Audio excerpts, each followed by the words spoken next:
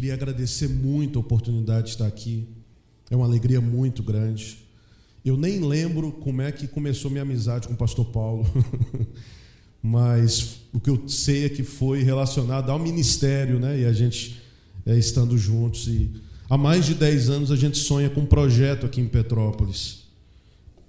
O projeto de capelania, que vocês teriam que fazer o curso para entender, que é muito mais do que ir em um hospital. Mas é um trabalho organizado, reconhecido pela instituição, que atua junto com os profissionais de saúde.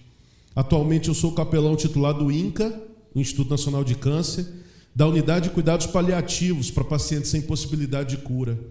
Hoje, nós fazemos parte da equipe de saúde. Hoje eu sou professor universitário porque os cursos de medicina, os cursos da área de saúde reconhecem a importância do olhar espiritual para o paciente.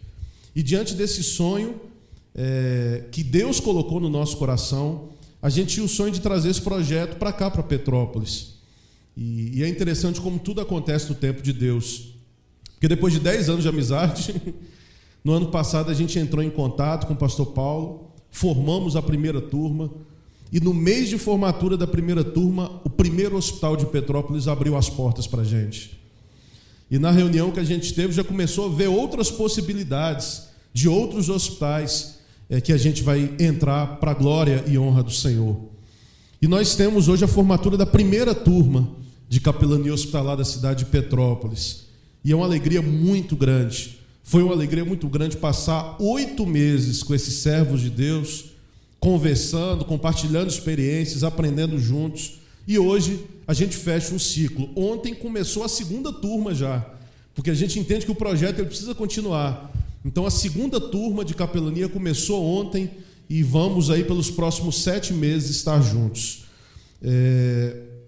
Bom, como uma formatura, um culto de celebração a Deus, mais uma formatura, eu queria falar para todos, mas eu queria falar em especial para vocês formandos. Por isso eu queria pedir que os irmãos possam abrir suas Bíblias no Evangelho de João, capítulo 15. João, capítulo 15, nós vamos ler de 1 a 8. Quem não trouxe Bíblia, senta do lado de um crente para a gente poder ler. João 15, 1 a 8.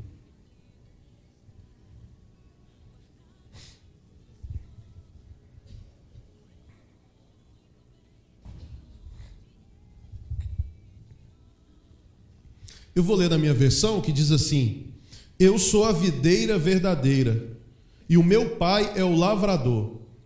Toda vara em mim que não dá fruto, atira e limpa toda aquela que dá fruto, para que dê mais fruto. Vós já estáis limpos pela palavra que vos tenho falado. Estais em mim e eu em vós. Como a vara de si mesma não pode dar fruto se não estiver na videira, assim também vós, se não estiverdes em mim. Eu sou a videira, vocês são as varas. Quem está em mim e eu nele, esse dá muito fruto, porque sem mim nada podeis fazer. Se alguém não estiver em mim, será lançado fora como a vara e secará, e os colhem e lançam no fogo e ardem. Se vós estiverdes em mim e as minhas palavras estiverem em vós, pedireis tudo o que quiseres e vos será feito. Nisso é glorificado meu Pai, que deis muito fruto, e assim sereis os meus discípulos. Era uma vez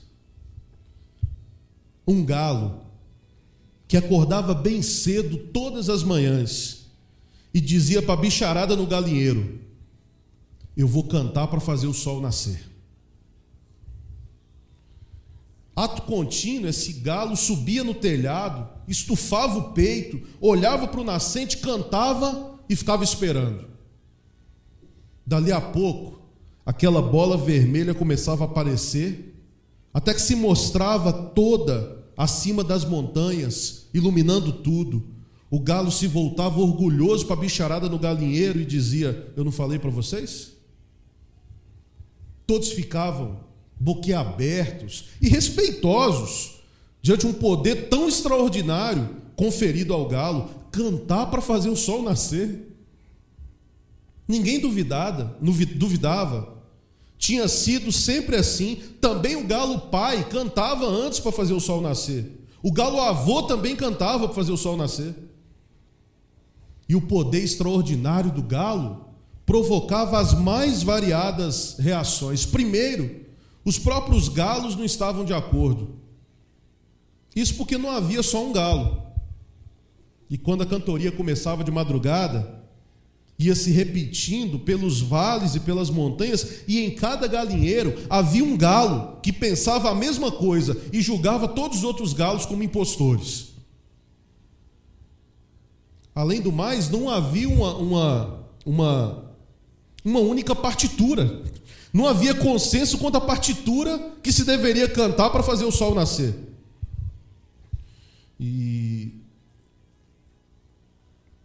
aí, quem cantava fora da minha partitura eu classificava como heresia. Em cada galinheiro também imperava o terror. Os galos jovens tinham que aprender a cantar igualzinho o galo velho. E se houvesse algum que desafinasse, ou que trocasse bemóis por sustenidos, ele era imediatamente punido. Por vezes a punição era a proibição de cantar, mas sendo mais grave o desafino, ameaçava o galo com o caldeirão de canja do fazendeiro. Depois havia uma grande ansiedade no galinheiro. Olha, e se o galo ficasse rouco? E se o galo esquecesse a partitura? Quem cantaria para fazer o sol nascer? O dia não amanheceria? E por causa disso, todos cuidavam do galo com muito cuidado, para que o galo não ficasse rouco. E ele, sabendo disso, ele exigia sempre um tratamento de primeira. E aconteceu, como era inevitável, que uma certa madrugada o galo perdeu a hora e não cantou para fazer o sol nascer. Mas sabe o que aconteceu? O sol nasceu sem o seu canto. O galo acordou com um ribuliço no galinheiro, todos falavam ao mesmo tempo: o sol nasceu sem o galo, o sol nasceu sem o galo.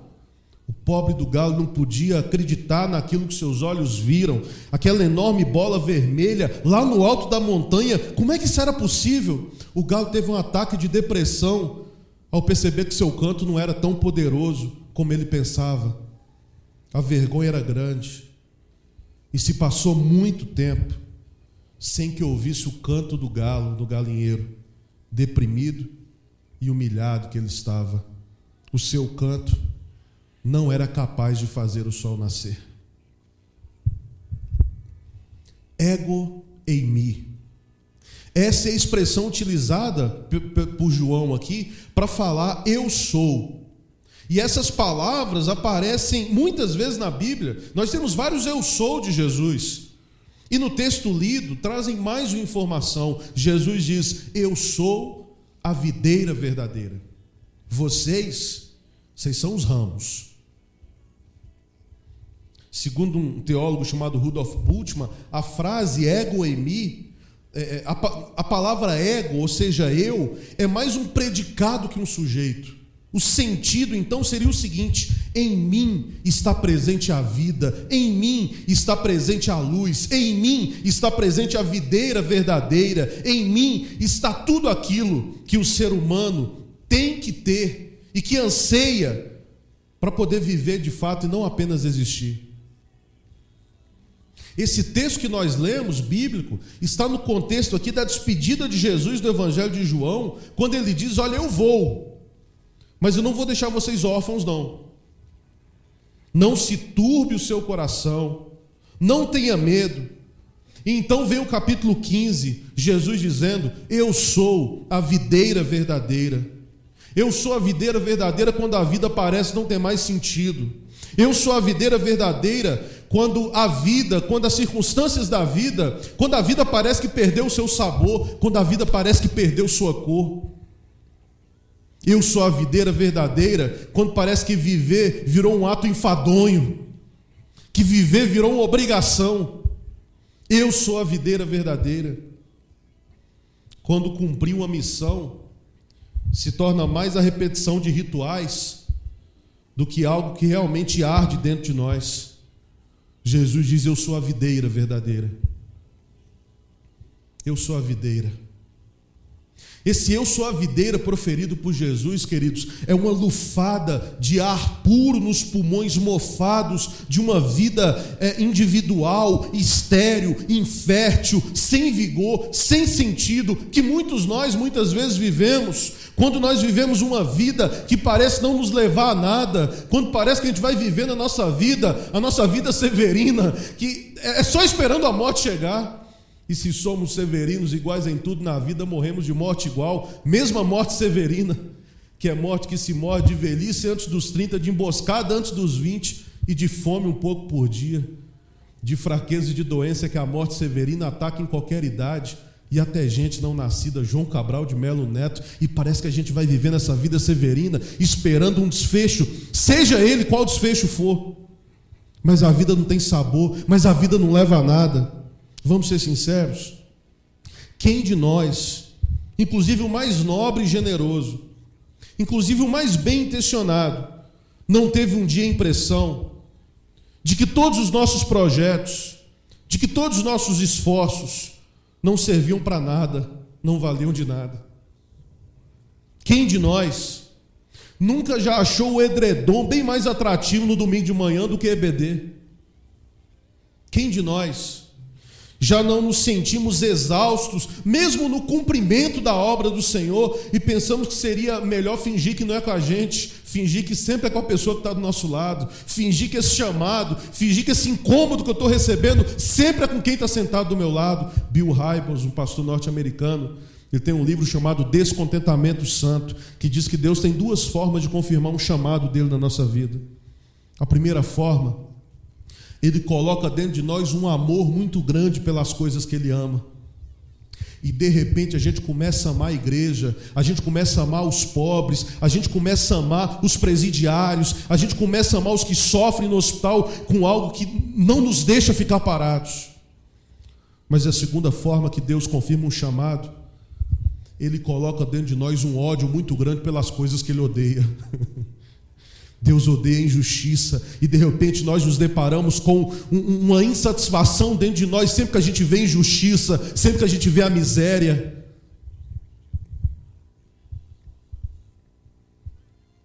Quem de nós já não nos frustramos ao descobrir que o sol nasce, independente do nosso canto, da nossa partitura, pois o nascer do dia, o acontecer, é mais importante que o nosso ego, é mais importante que a nossa vaidade. E é inclusive nesses momentos que é dirigida a nós a palavra de Jesus: eu sou a videira verdadeira, eu sou a seiva da vida, eu sou a fonte da vida, eu sou a vida da vida. Não será essa a grande questão do nosso tempo? Talvez nós tenhamos perdido o vício de graça que vem da presença de Deus. Nós perdemos a ligação com a fonte. Nós somos os ramos, nós somos as varas que não levam em consideração estarmos ligados à videira, estarmos conectados à fonte. Nós perdemos a alegria. E é interessante que esse mesmo texto, no versículo 11, Jesus diz: tenho-vos dito essas coisas para que a minha alegria esteja em vocês. Será que nós temos perdido a alegria de cumprir a missão quando nos desligamos da fonte e o interesse está mais nos holofotes? É interessante quando nós dizemos que somos comissionados. Comissionados porque nós cumprimos O comissionado é aquele que cumpre uma missão dada por alguém que está acima dele. Nós somos comissionados porque a missão que nós cumprimos é uma missão dada por Deus. O texto bíblico vai dizer: quem ama a sua vida. E é interessante, a palavra vida aqui no grego não é vida bios, né, que é vida orgânica, mas a palavra vida é psique, que é a tradução grega para alma. Olha que interessante. Quem ama a sua vida perde-a. Quem deixa de se apegar a ela nesse mundo guardá-la-á para a vida eterna. Permitam-me parafrasear, permitam-me dizer com outras palavras: quem se agarra egoisticamente à vida, põe a vida a perder. Mas quem vive generosamente, sabendo entregar-se à vida, gera mais vida, está mais perto da vida divina, da alegria divina. Que evangelho desconcertante. Que notícia maravilhosa e ao mesmo tempo difícil de ser vivida. Capelães, entendam aqui, no final vocês vão entender. Há uma fecundidade em morrer para um determinado tipo de vida. Há uma riqueza que só pode ser percebida, que só pode ser usufruída se nós morrermos para um determinado modo de ser no mundo, o modo de ser sozinho, o modo de ser que se preserva para não perder, porque a morte, aquela danada que a gente não gosta nem de falar o nome, é morte também para um outro tipo de existência, é morte para um jeito de se viver nesse mundo. Nós precisamos constantemente morrer essa morte para nascer uma vida nova em nós, daquele tipo que gera vida ao nosso redor. Quando Jacó vai dar a bênção dos seus filhos lá, e vai falando sobre cada um, e tem alguns que ele pega pesado, né? Se não der jeito de sua vida, você... né? E aí quando ele fala de José, é interessantíssimo, ele diz, olha, José é uma árvore frutífera. Vamos dar uma pausa aqui. Jesus já ensinou a gente, existe uma grande diferença entre ser árvore e ser uma árvore frutífera, né? José não é só uma árvore, ele é uma árvore que dá fruto. Mas ele continua, José é uma árvore frutífera plantada à beira de uma fonte. Deixa eu dar mais uma pausa aqui. Eu sou lá do norte de Minas, Vale de Jequitinhonha, aquela região. Uma vez indo lá para a roça dos parentes lá do meu pai, eu lembro, meu pai, minha família, meu irmão, minha mãe, no Fusca dourado que meu pai tinha, o único Fusca dourado da cidade, e a gente indo, olhando aquela vegetação típica, assim, muito seca, né, do Vale de Jequitinhonha.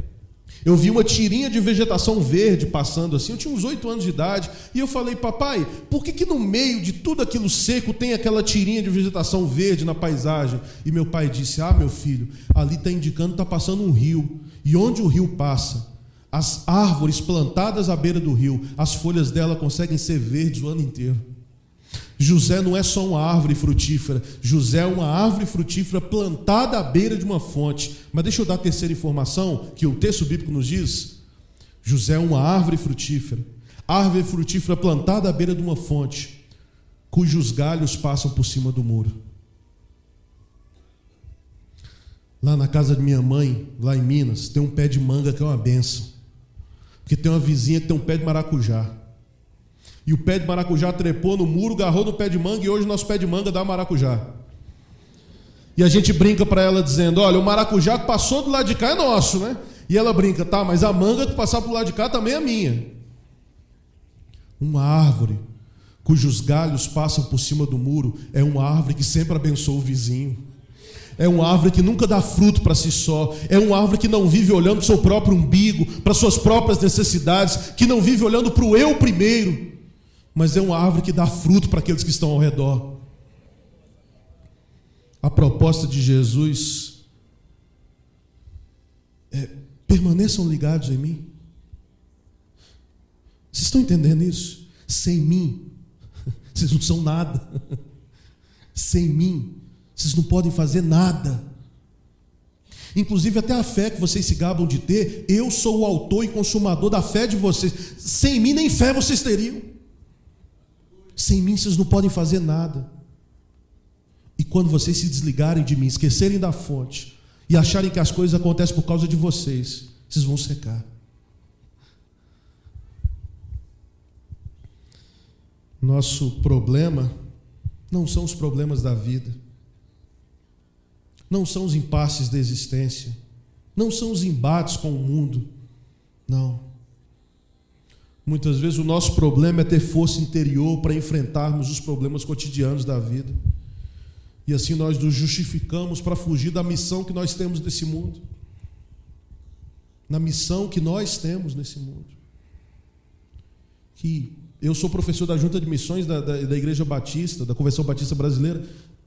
Eu sou completamente a favor de missões transculturais, gente. Que isso? Completamente a favor.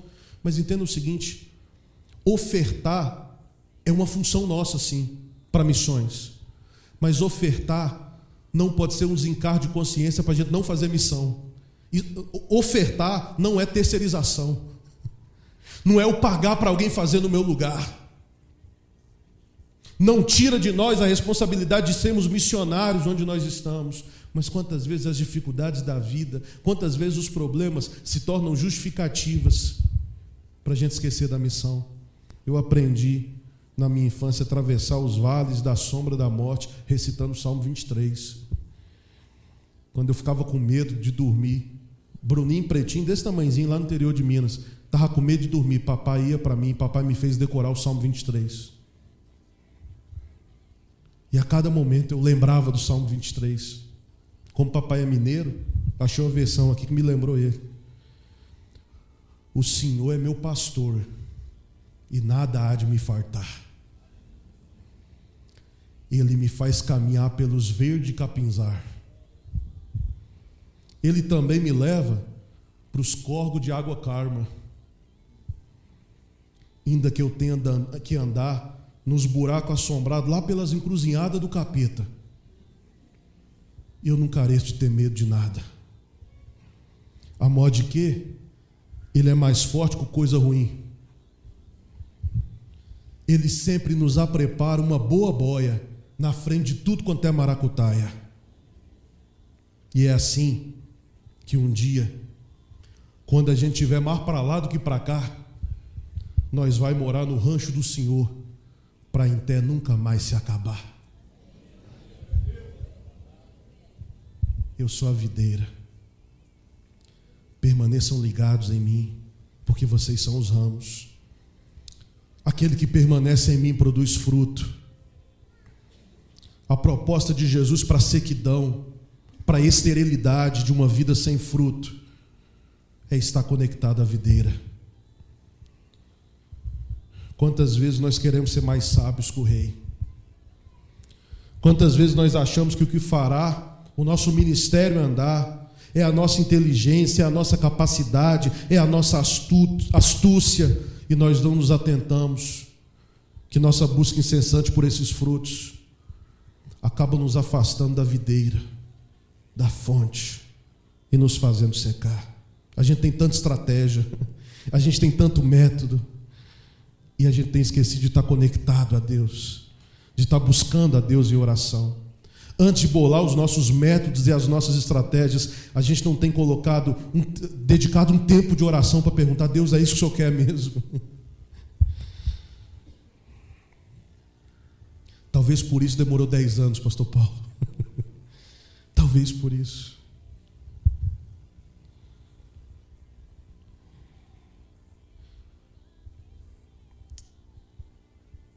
Como a fé em nosso tempo, ela é substituída em muitos aspectos pelas crendices. O culto, diante desse quadro, é substituído pela disciplina. O amor é substituído pelo hábito. A mulher samaritana, quando ela foi ao poço, Jesus apontou-lhe a fonte. É interessante, né? A mulher samaritana vai para o poço caçar água e Jesus lhe apresenta uma fonte, não um poço.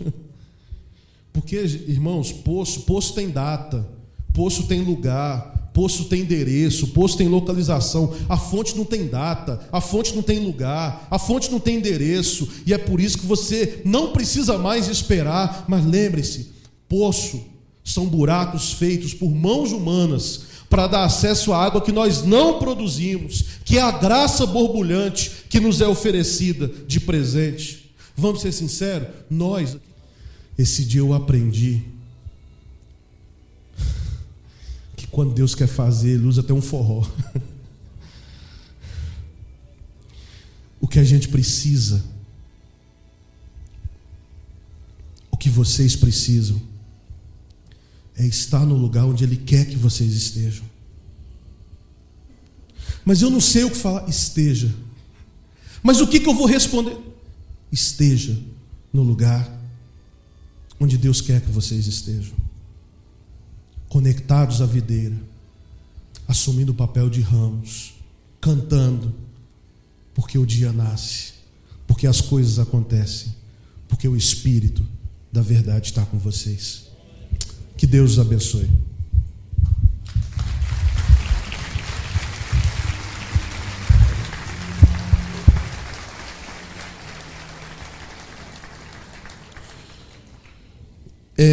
Eu vou correr aqui um pouquinho. A gente sempre... Eu sempre faço nas formaturas, essa turma que se forma primeira em Petrópolis, nós já formamos 2 turmas, já tem 2 turmas em Angra, com esse mesmo curso, uma turma em Paraty, 2 turmas em Cachoeira de Macacu, 2 turmas em Rio Bonito, e 3 turmas em Itaboraí, e 2 turmas em Guapimirim. E Petrópolis, então, entra como mais uma das cidades onde acontece o curso. E eu sempre escrevo uma carta de despedida, que eu queria ler para vocês.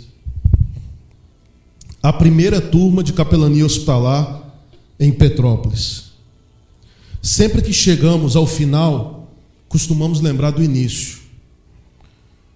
É como se avaliássemos, constatássemos se valeu a pena a experiência.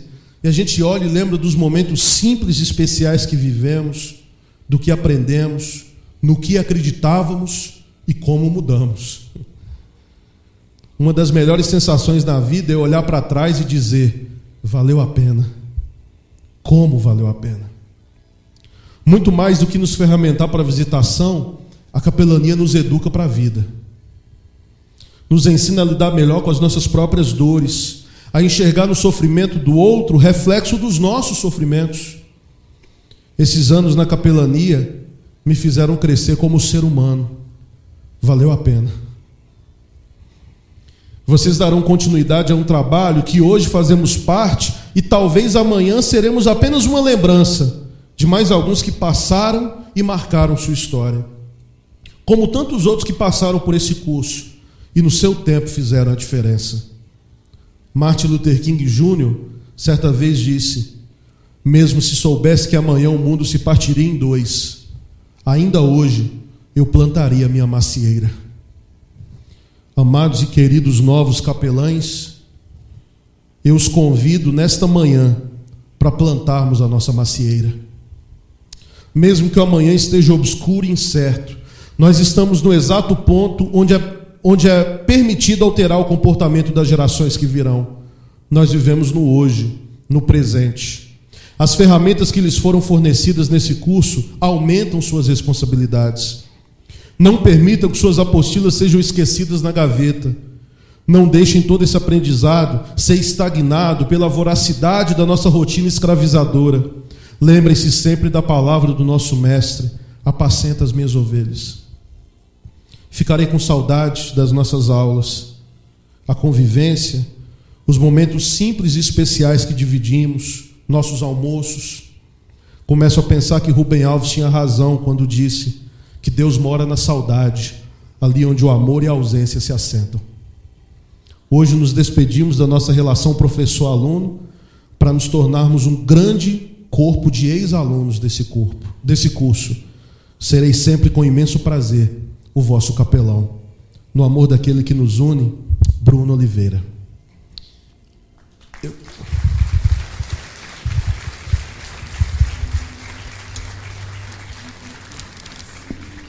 Queria convidar aqui à frente o pastor Paulo, que a gente vai fazer a entrega dos certificados.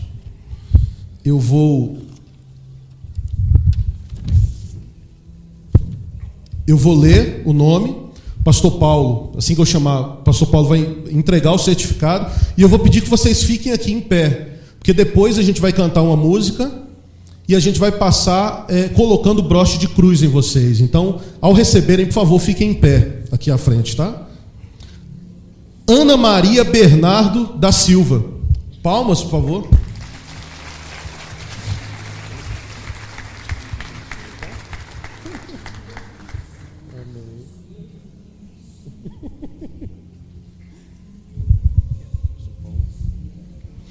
Cristiano Correia Simonetti.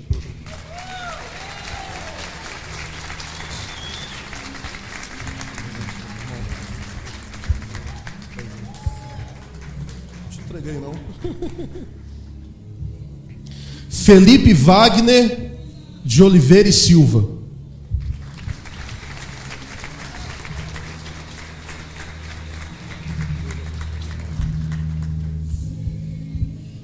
Geisiane Melgaço e Silva.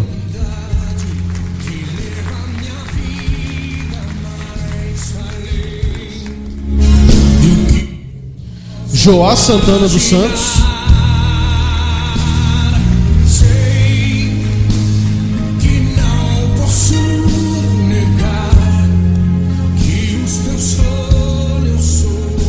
Marco Aurélio da Rocha.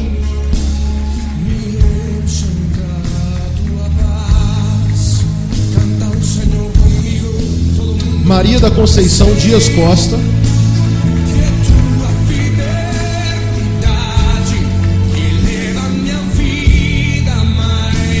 Maria das Dores Santos.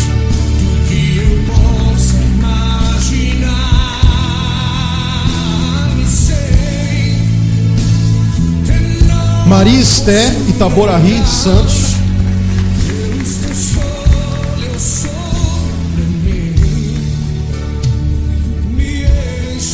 Marta Costa da Silva.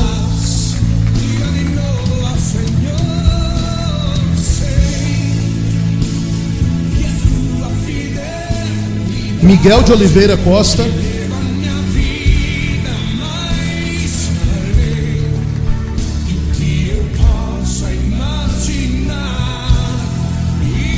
Raul dos Santos Neto.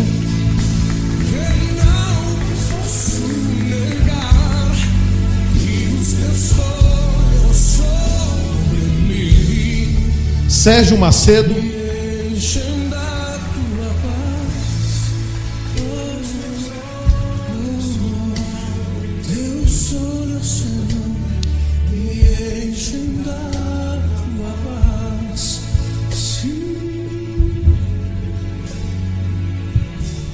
Vanderleia Fátima de Pinho.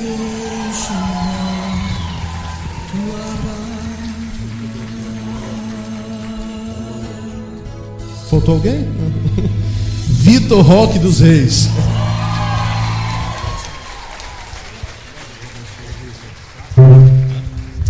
Nesse momento, eu quero pedir a todos que coloquem em pé.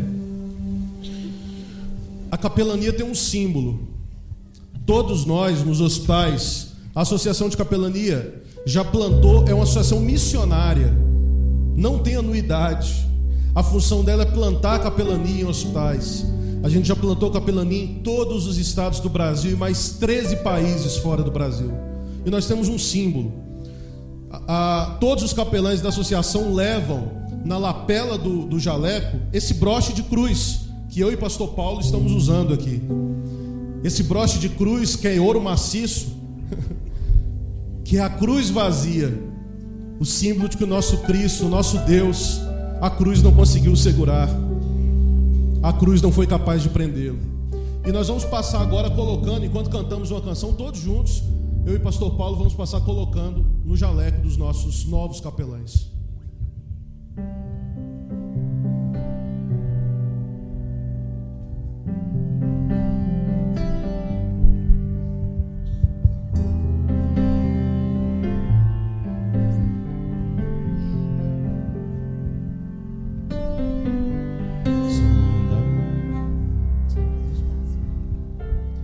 Sonda-me, Senhor, e me conheces. Quebranta o meu coração. Transforma-me conforme a tua palavra. E enche-me até que em mim se ache só a ti. Então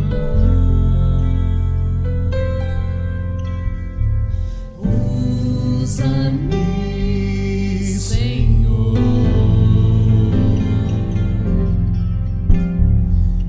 usa-me como um farol que brilha à noite, como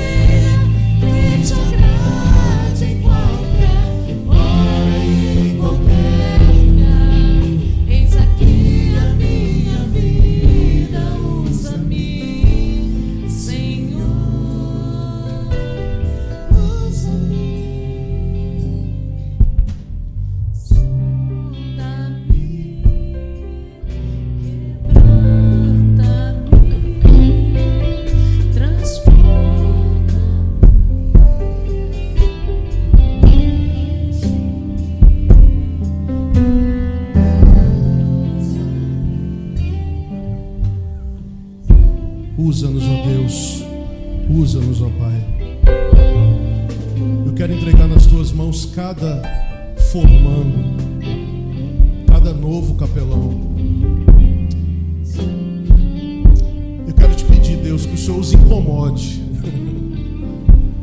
Eu quero pedir que o Senhor os incomode, para que lembrem daqueles que existem, daqueles que estão nesse exato momento nos leitos dos hospitais dessa cidade, precisando saber que o Senhor também morreu por eles, precisando receber uma palavra de conforto, de amor, precisando receber um olhar, um toque. Eu quero pedir que o Senhor nos lembre isso a cada dia, Pai. Que esse dia seja a semente de algo muito bonito que vai acontecer nessa cidade, Pai. Que os hospitais dessa cidade possam ser alcançados. As portas já estão abertas, Pai. Eu te louvo por isso. Eu te louvo, Pai, porque os hospitais já abriram as portas. Mas eu quero pedir que o Senhor esteja levantando mais pessoas como essas aqui à frente, dispostas a consolar, a levar o teu amor, Pai, àqueles que sofrem nos hospitais. Confirma o teu chamado no coração de cada formando, de cada um. Abençoa, Pai, o pastor Paulo. Obrigado, Deus. Obrigado pelo teu servo nessa cidade. Obrigado, Pai, pela instrumentalidade do teu servo. Te louvamos, Pai. Te louvamos por essa igreja. Te louvamos no nome de Jesus. Amém. Amém. Que Deus te abençoe. Sente novamente. 60 minutos. Eles vão voltar para o lugar. Pode se sentar novamente. Só quero agradecer a Deus por esse dia tão especial.